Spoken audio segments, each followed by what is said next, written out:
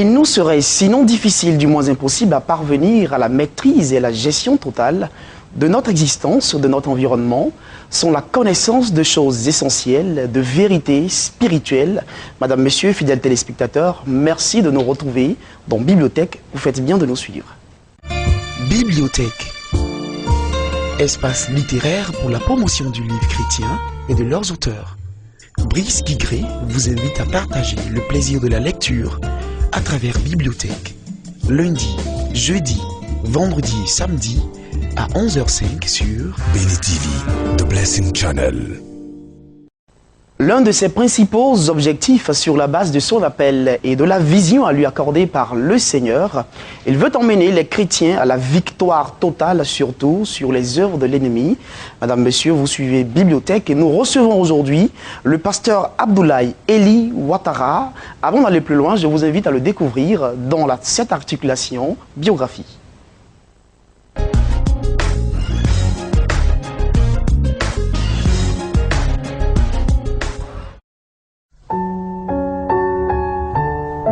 Biographie.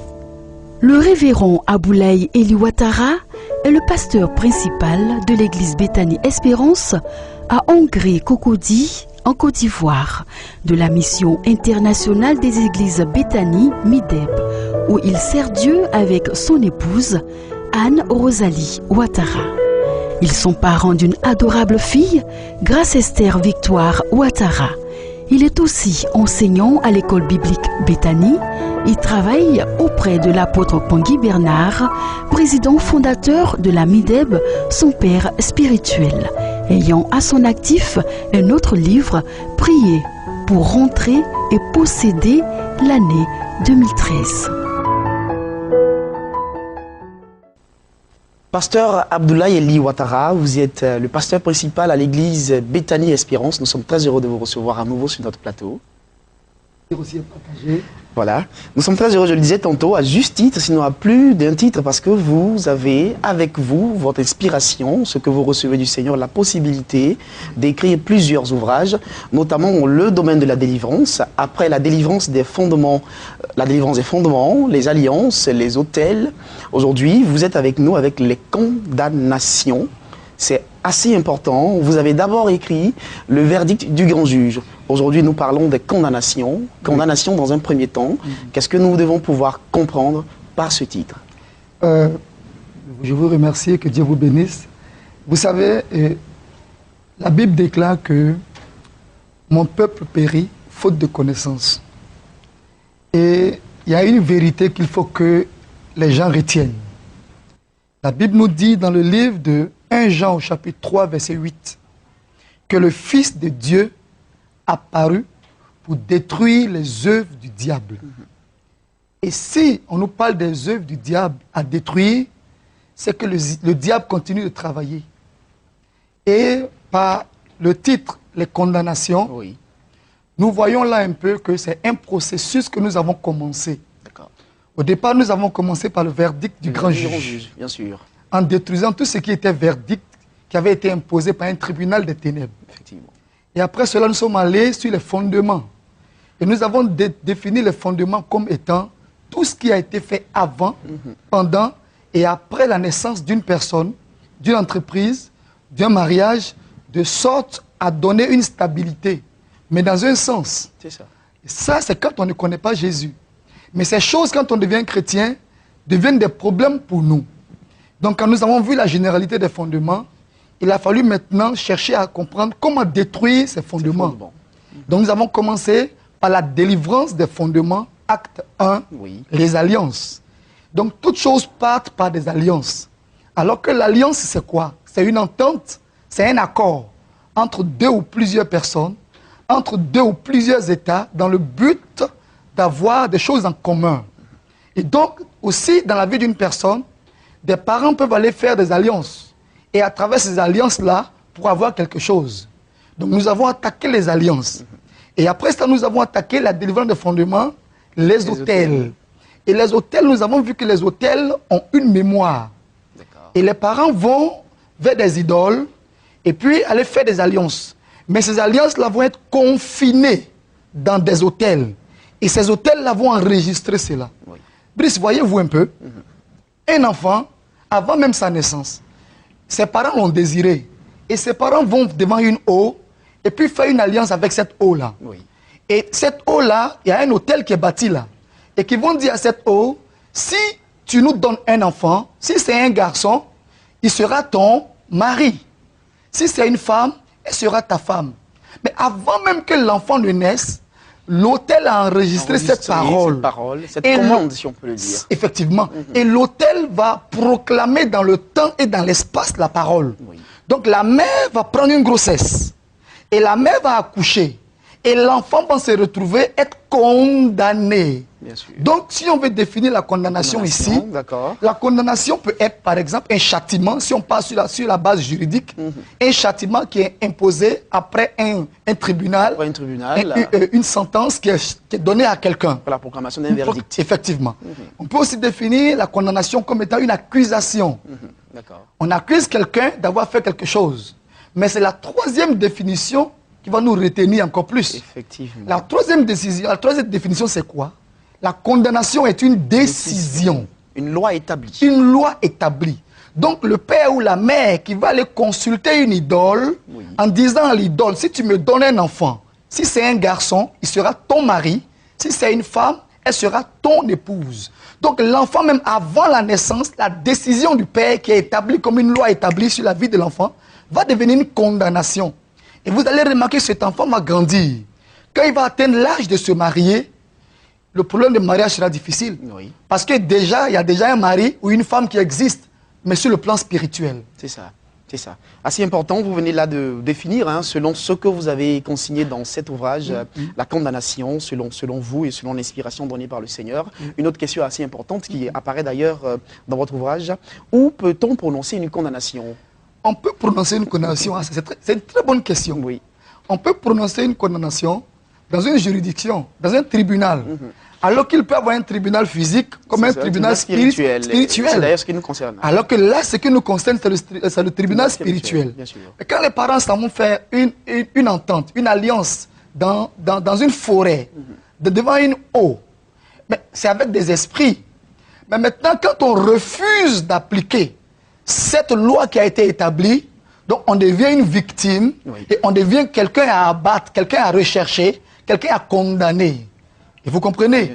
Et donc, on peut prononcer une condamnation dans un tribunal villageois qui part sur des bases de la loi, de la coutume ou de la tradition.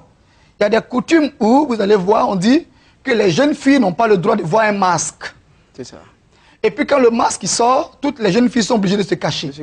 Mais s'il y a une qui a eu le malheur de voir le masque et qu'elle dit à ses parents, vous allez voir que ce n'est pas le fait d'avoir vu le masque qui est le problème. Mais comme c'est une loi qui est établie, les gens vont s'appuyer sur ça pour lui coller une condamnation. Ça peut être la stérilité, ça peut être le chômage, ça peut être un problème qui ne finira jamais. Ça. Et la personne devient chrétienne. Et puis la personne va découvrir que mais je ne comprends pas, je prie, je jeûne. Mais les choses ne vont pas. Mais si cela arrive à des chrétiens, mais que passeront-ils? Que passeront-nous, disons, des gens du monde qui ne connaissent pas Jésus?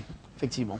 D'accord. Et là, vous permettez de comprendre la profondeur de la condamnation en faisant la corrélation dans la Bible pour ressortir les aspects de la condamnation, en établissant surtout les différentes sortes de condamnation. Effectivement. Et quand nous partons dans la Bible, nous voyons qu'il y a différentes sortes de condamnations. Il peut y avoir des condamnations générationnelles. D'accord.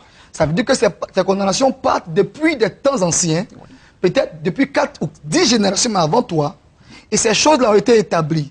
Et toi qui arrives, sachant même que le sang même que tu portes, ce n'est même pas ton sang. Le sang est plus vieux que toi. Donc tu portes en toi le sang de quelqu'un d'autre. Et donc déjà, si des choses ont été prononcées des générations avant toi, mais le sang parle. Et ce sang-là peut t'imposer une condamnation générationnelle. Et on peut trouver dans une famille, par exemple, des condamnations familiales aussi. Et vous allez remarquer dans la famille, par exemple, tous les enfants de la même famille ont une maladie. Oui, comme vous l'expliquez dans le cas des récabites dans Jérémie 35, versets 1 à 19. Dans Jérémie 35, vous allez voir effectivement les récabites. Voici leur arrière-grand-père qui va dire que dans votre vie, pour que vous ayez la longévité, vous ne devriez pas bâtir une maison, Vous ne devriez pas avoir un champ. Vous ne devez pas boire de vin. Pas boire de ni vin. Vous, ni vos fils. Ni vos fils. Ça veut dire des gens même qui sont même Il y a pas beaucoup encore nés. d'implications, voilà. Vous comprenez? C'est vraiment générationnel. Générationnel. Oui. Des décisions qui sont prises avant même que votre père, votre mère ne soient nés. Oui. Vous comprenez? Et après ça, on peut avoir des condamnations personnelles. Oui, des condamnations personnelles. Par Et exemple, là, si je prends le cas, par exemple, du jeune Samuel. Oui, vous avez illustré, ce n'est pas une condamnation, mais bien entendu, l'alliance entre Samuel et Dieu Vous voyez? inspire. Inspire. D'accord. Et cela donne une bonne inspiration. Pourquoi? Parce que la mère de Samuel, qui était Anne, elle adorait un véritable Dieu qui est l'Éternel des armées. Bien sûr. Et quand elle n'avait pas d'enfant, elle allait dans la maison de l'Éternel et elle a fait une alliance avec l'Éternel devant l'autel. Oui. Donc l'autel a enregistré cela. Et quand le sacrificateur Élie est apparu, il a vu la femme en train de murmurer. Il dit, mais femme, fais passer ton vin. Comment ce matin, très tôt là, tu es déjà ivre? Elle dit, non, homme de Dieu. C'est la douleur dans mon cœur qui me fait parler ainsi. Oui. Et il va lui dire, va, que l'Éternel t'accorde ce que tu as demandé. Mais elle a dit à Dieu, si tu me donnes un enfant, si c'est un mâle, je te le consacrerai toute sa vie. Oui. Toute sa vie. Ça veut dire que le jeune Samuel, avant sa naissance, a été consacré. Donc il était condamné entre griffes à servir l'Éternel toute sa vie. Toute sa vie. Maintenant, toi, Brice, Oui, et qu'en moi, est-il de nous qui n'avons jamais été présentés au vrai Dieu? au vrai Dieu, Mais à quel Dieu avons-nous été présentés? quel est le Dieu que nos parents ont adoré et qu'ils C'est ça. adorent encore actuellement? À Moi, je ne viens pas d'une famille avons-nous été chrétienne. consacrés? C'est ça, Moi, je viens d'une famille qui ne connaît pas Jésus. c'est sûr. Et mon père adore un autre Dieu. Mais imaginez à quelle divinité j'ai été consacré. Et quel vœu a été fait sur ma quel vie vœu a concernant été cette fait? divinité? Donc vous allez remarquer qu'il y a des personnes qui sont tiraillées. Comme l'apôtre Paul pouvait le dire. Oui. Ce n'est pas le bien que je veux faire que je fais. Mais c'est le mal que je ne veux pas faire que je fais. Alors que le Fils de Dieu a apparu pour détruire les œuvres du diable. Parce que la Bible nous dit, dans Jean au chapitre 10, verset 10, que le voleur ne vient que pour dérober, égorger et détruire. Mais Jésus dit, moi, je suis venu afin que mes brebis aient la vie et qu'elle l'ait en abondance. C'est ça. Donc c'est pour dire que pour que quelqu'un puisse sortir des condamnations, il faut que, la personne accepte Jésus comme son Seigneur et son Sauveur. Oui. Et que la personne ait l'information. Ah, là, on est allé aux solutions déjà. Là. Aux solutions. Vous voyez? On est allé aux solutions pour Oui. permettre alors que nous puissions mettre fin aux condamnations, parce que c'est très important. Oui. Nous sommes tous issus de familles qui n'ont jamais connu Dieu Oui. et qui absolument se sont liés à des divinités. Effectivement. Nous avons tous été consacrés d'une manière ou d'une autre à des divinités sataniques, démoniaques en général. Sataniques. Et nous sommes tous condamnés d'une manière ou d'une autre. Ou d'une autre. Oui. Parce que le diable est très rusé.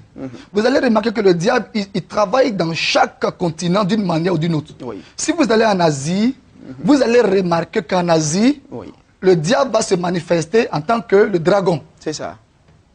Si vous venez en Afrique, vous allez remarquer que c'est des fétiches, c'est des fétiches, idoles, des masques et tout des ceci. masques et autres. D'accord. Donc le diable va toujours se mettre derrière quelque chose, Oui. de sorte que l'être humain l'adore. Parce que le diable cherche toujours à prendre la place de Dieu. D'accord, assez intéressant. Alors pour régler et résoudre vraiment définitivement le problème des condamnations, les solutions, bien entendu, accepter Jésus-Christ. Accepter et Jésus. vous proposez toute une liste de prières de proclamation, de prières de foi pour pouvoir être libéré définitivement de ces condamnations. Nous n'allons pas rentrer dans les prières Oui. pour ceux, bien entendu, qui veulent comprendre le mystère des condamnations et en être libérés. Oui. Il faut aller donc vous arracher cet ouvrage sur la délivrance des fondements des condamnations écrit par le pasteur Abdoulaye Eli Ouattara. Découvrons cet ouvrage dans Au Rayon.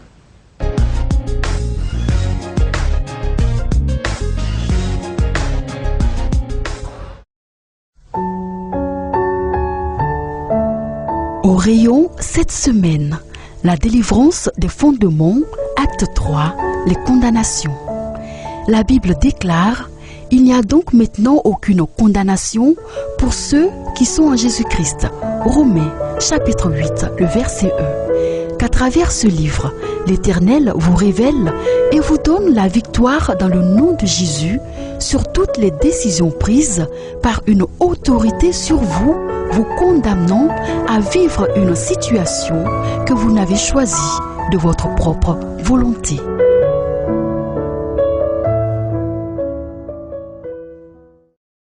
Voilà, fidèles téléspectateurs, madame, monsieur, amoureux de la littérature chrétienne, assoiffés de la connaissance biblique. Ici prend fin alors cette émission de bibliothèque. Nous étions avec le pasteur Abdoulaye Eli Ouattara qui nous présentait un autre de ses ouvrages, La délivrance des fondements, acte 3, les condamnations. Merci et retrouvez cette émission sur notre site internet béni.tv. Dieu vous garde. À bientôt. Merci, pasteur. Beaucoup.